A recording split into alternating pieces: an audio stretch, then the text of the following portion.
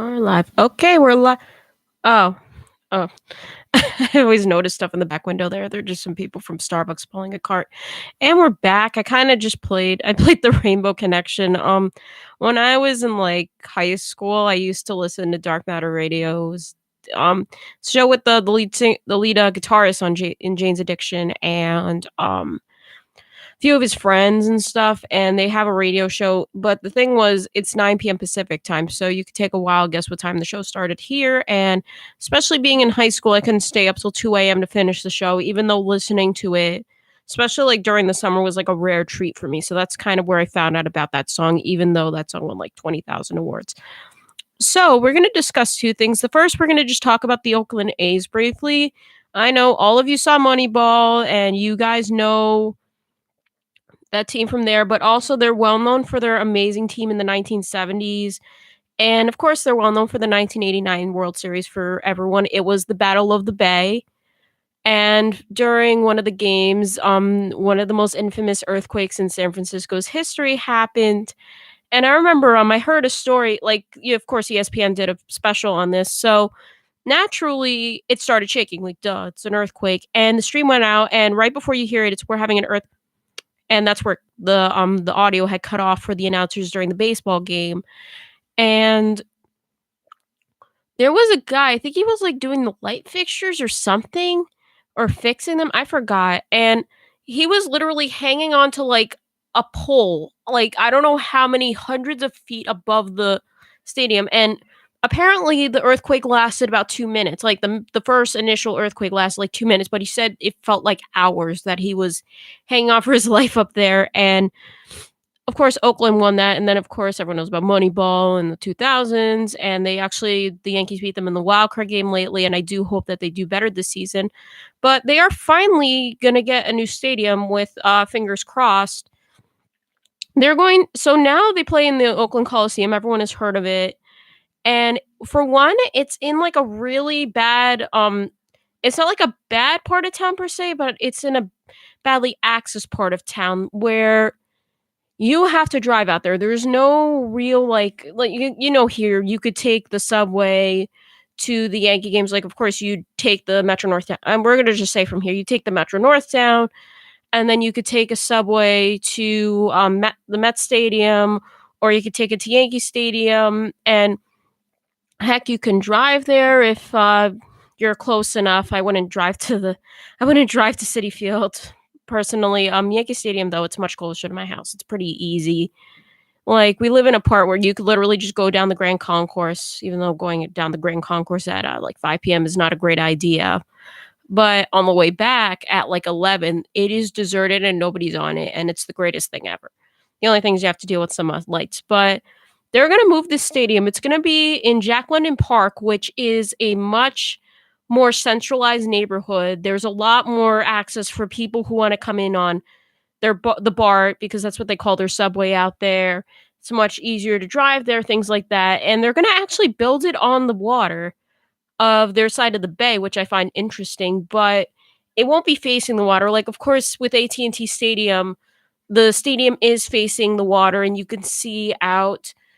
If you're sitting at a certain angle, I think you could see the Bay Bridge from one side, and you could see out into the marina, and then, the cove out there where Barry Bonds used to slam his home runs. But despite the fact that you will be able to kinda if you're outside of the stadium, you could kinda see into it from the water. You won't be able to see, like, if you're in the stadium. You do have a view of, I think it's Mount Davidson, if I'm correct, but they had to do that because if they had built the stadium looking out into the water, the sun would be right in the batter's face, and, that's bad. That's not great. When especially, like, in October, which is when it's much sunnier out there, it's not fun to try to have the sun in your face when you're trying to hit the ball, and plus, the breeze coming in from the ocean would come in, and if you try to hit the ball, like, it's gonna be, like, hard to hit the ball. It's not like you're hitting in, like, oh, hitters parks, that's a whole discussion. Actually, let's discuss that. So, when people say hitters park or pitchers park, it just means that some parks, it's easier to hit a home run than others. Same thing with pitchers parks. In pitchers parks, you'll just kinda say that it's a little, it's just harder for hitters to get I don't know, hit just home runs in general because it could be the dynamic of the stadium. Of course, everyone knows with the Colorado Rockies, they have a what they call a hitter's park naturally because the air is much thinner in Denver since they're up in the Rockies and stuff. And everyone will cite the Green Monster for being a stadium where it's kind of hard to get home runs since the wall is so high there. So with that, and as I said, the wind is not gonna be coming in from the ocean, and that won't, like, interference with any of, like, that or stuff, so we're gonna hope they actually build the stadium because, Oakland has been trying to, kind of, we're gonna say, rebrand itself since people have this image that it's still, like, kind of a dangerous place despite the fact that like everything in, that part of California, it's gentrified to no end, and the city has been slowly improving, so that's why they're kinda timing the stadium build. Now they lost the Raiders to Las Vegas, but, we're not gonna talk about that.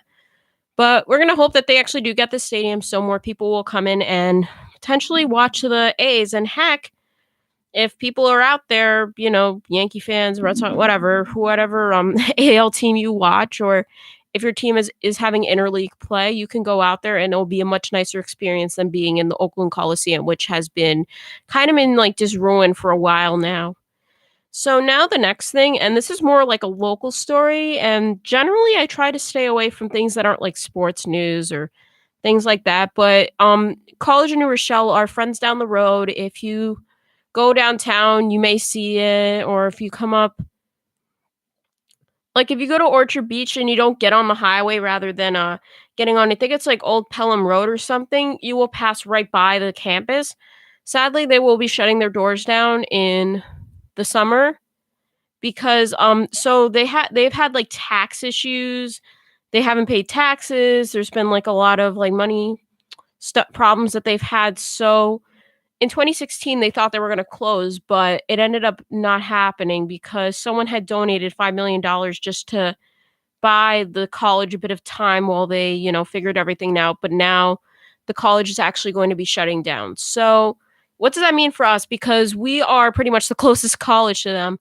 Now, Mercy College has worked with College of New Rochelle for a while now, and they said that for the students who want to transfer there, they will be able to like finish their degrees there smoothly and stuff. But Iona has also said if you're from College of New Rochelle and you want to transfer here, naturally because it's not like a because Mercy College, unless you go to one of the city campuses, which College of New Rochelle has, most people are centered in the campus here. So for them, I don't know the price difference because some people may have concerns on that and they may not be able to get if they get loans, they may not be able to get said loans, things like that. But Iona has also opened their doors if any of the College of New Rochelle students would like to transfer here, and they would just apply as transfer students. They'd be able to have their credits in all nice, pretty. So that's something because we could have a decent influx of a little more transfer students than usual because yeah, we get transfer students here, like, they'll come out of community college and they'll transfer out here and things like that, but it would be interesting to have people transferring from, like, a school that is so close, and, also something that I didn't think of, and this was an interview that I saw, I think it was CBS News, like, just like the local news, the athletes there, because naturally they probably have specific scholarships and they signed to go to the school, so who knows if they're gonna actually be able to continue playing whatever sport they, signed over to play, which I do hope that everyone there, they have a smooth transition, whether they go to Mercy, they come here, or they transfer somewhere else.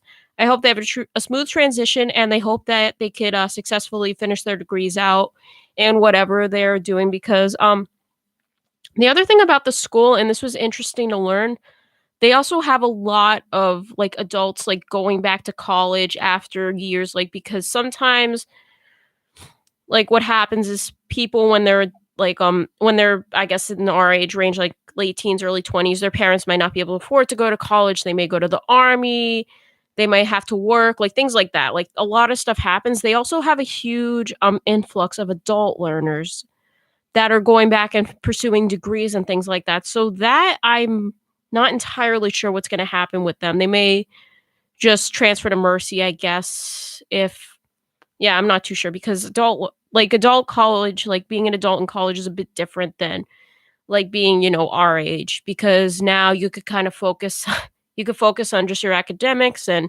you don't necessarily have to go out and find a job yet, even though, some of us, especially us mass comm majors, you have to hunt for internships and things like that. But with adults, they have jobs during the day usually. They have to set up like a specific schedule. Maybe they only can take classes like at night or on weekends. So I also do hope for them to have a smooth transition wherever they end up. So the next thing we're going to discuss, and I'm going to end the clip right here.